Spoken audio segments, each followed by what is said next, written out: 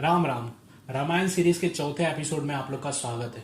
आज मैं आप लोग को प्रभु राम से जुड़ी कुछ ऐसी आश्चर्यजनक हकीकत बताऊंगा जो हमने टीवी पे नहीं देखी।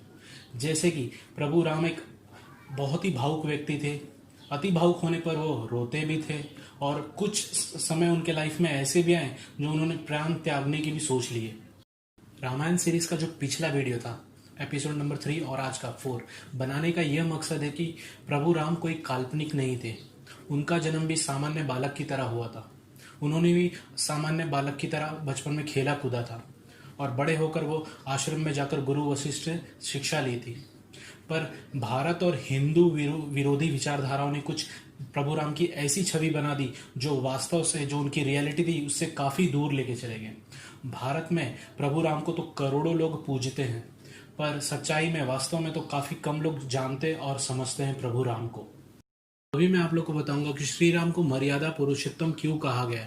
श्री राम एक आज्ञाकारी पुत्र थे, एक प्रभावशाली छात्र थे, एक स्नेही भाई थे, एक प्रेमी पति थे और एक निडर योद्धा थे और एक शांति दूत थे। अगर संक्षेप में कहा जाए तो श्री राम धर्म के मानवीय प्रतीक है। उन्होंने किसी भी जिम्मेदारी को पूरा करने के लिए कभी भी किसी मर्यादा का उल्लंघन नहीं किया। यही कारण है कि उन्हें हमेशा मर्यादा पुरुषोत्तम राम कहा गया है। श्री वाल्मीकि रामायण पढ़ने के बाद हम श्री राम को एक मानव रूप में स्पष्ट देख सकते हैं। इसके कुछ उदाहरण मैं आप लोग को बताता हूँ। श्री राम बाल के रूप में जन्म लेते हैं। श्री गुरु वशिष्ठ से वो आश्रम में जाकर शिक्षा लेते हैं और आप बाल कांड जब पढ़ेंगे तो उसमें आप एक किशोर श्री राम को देखते हैं जिनके मन में अनेक जीवन संबंधी प्रश्न उठते हैं। जैसे मनुष्य जन्म क्यों लेता है, मनुष्य के जीवन का उद्देश्य क्या है, जैसे ये ब्रह्मांड किसने बनाया है, ये ब्रह्मांड क्यों बनाया है। उसी तरीके से अगर आप युद्ध कांड 105 सर्ग पढ़ेंगे तो उसमें जब रावण और भगवान राम का जब युद्ध होता है तो उसमें भगवान राम रावण को पहली दफा में हरा नहीं पाते, तब वो बहुत परेशान हो जाते हैं, डीमोरलाइज हो जाते हैं, डिस्करेज हो जाते हैं।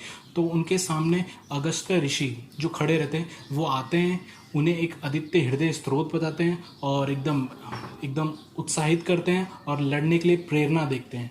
तो इस केस में हम जिसे हम हमेशा प्रेरणा के लिए देखते हैं वो भी कभी कभी डीमोरलाइज हो जाते हैं हमारे कॉमन इंसान की तरह, लेकिन फिर भी उन्होंने प्रेरणा ली, अगस्त्य ऋषि से सीखे और युद्ध के लिए वापस तैयार हुए और रावण को हराया। अक्सर हम कहते हैं कि पुरुष के आंखों में आंसू शोभा नहीं देते, पर जब आरण्य कांड सर्ग 60 आप पढ़ेंगे तो आपको ये जानकर आश्चर्य होगा कि प्रभु राम एक अति भावुक व्यक्ति थे।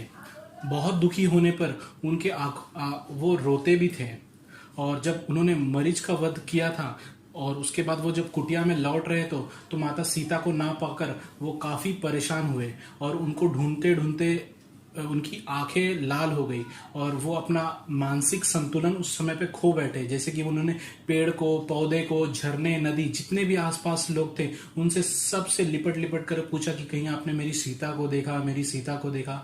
तो इस तरीके से वो बहुत परेशान हो गए थे। और जब आरण्य कांड सर्ग 61 पढ़ेंगे तो उस टाइम पे तो अपना श्री राम कहते हैं कि तुम मुझे ना छोड़ के जाओ, ना छोड़ के जाओ, नहीं तो मैं अपने प्राण त्याग दूंगा। इसका मतलब प्रभु श्री राम वहां कह रहे कि मैं आत्महत्या कर लूंगा। तो और इसी तरीके से जब रावण से युद्ध होता है तो लक्ष्मण जी घायल हो जाते हैं, तो वो टाइम पे भी वो बहुत अति भावुक होते हैं और बहुत परेशान होते हैं। सोचिए, भगवान राम के नाम से हमारे देश में करोड़ों लोग भावुक हो जाते हैं, पर बहुत कम लोग ही भगवान राम के इस भावनात्मक पक्ष को जानते हैं। यदि भगवान राम बचपन से कोई दिव्य अवतार होते तो परिस्थितियां कुछ उनके अनुसार होती, वो कोई चमत्कार करते। लेकिन भगवान राम कोई सामान्य पुरुष नहीं थे। वो अपने गुणों के कारण, जो मैंने पिछले वीडियो में बनाई, वो भगवान बने हैं। और यही कारण, यही गुण कुछ अपने पिछले दिव्य अवतारों में था, जैसे गौतम बुद्ध हो गए, कृष्ण भगवान हो गए। यही कारण है कि उन्हें हम विष्णु भगवान का 7वां अवतार कहते हैं। अगर आप किसी की भी भक्ति करते हैं तो कोई भी भक्ति तर्कहीन मत करिए। हमारे सनातन धर्म में हर एक भक्ति या भाव का साइंटिफिक रीजन है। जैसे कि हम सावन महीने में भगवान शंकर के पिंड पर दूध, जल या धतूरा क्यों चढ़ाते हैं? क्योंकि उसमें विष होता है और वो हम कंज्यूम नहीं कर सकते, वो हम नहीं लेते। और विष को, जो जहर होता है, उसकी सहने की क्षमता खाली महादेव के पास। यही कारण है कि हम उन्हें दूध और धतूरा, भांग ये सब चढ़ाते हैं। तो मेरा कहने का मतलब यही है कि आप कोई भी भक्ति या कुछ भी करिए, सब कुछ लॉजिकली होना चाहिए और आपको सब कुछ पता होना चाहिए कि हम ये इनकी पूजा क्यों करते हैं।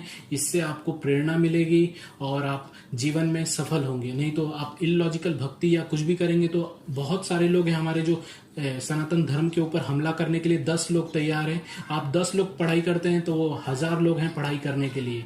जैसे मैंने अपने पिछले वीडियो में कहा था कि अब्दुल कुरैशी ने बताया कि राम भगवान का जन्म कराची में हुआ है। तो आप लोग अपने धर्म को जानिए, समझिए, नहीं तो आपको बर्बाद करने के लिए हजारों लोग पढ़ाई कर रहे हैं। ठीक है, अपने धर्म को जानिए, प्रचार प्रसार करिए और जय जय श्री राम।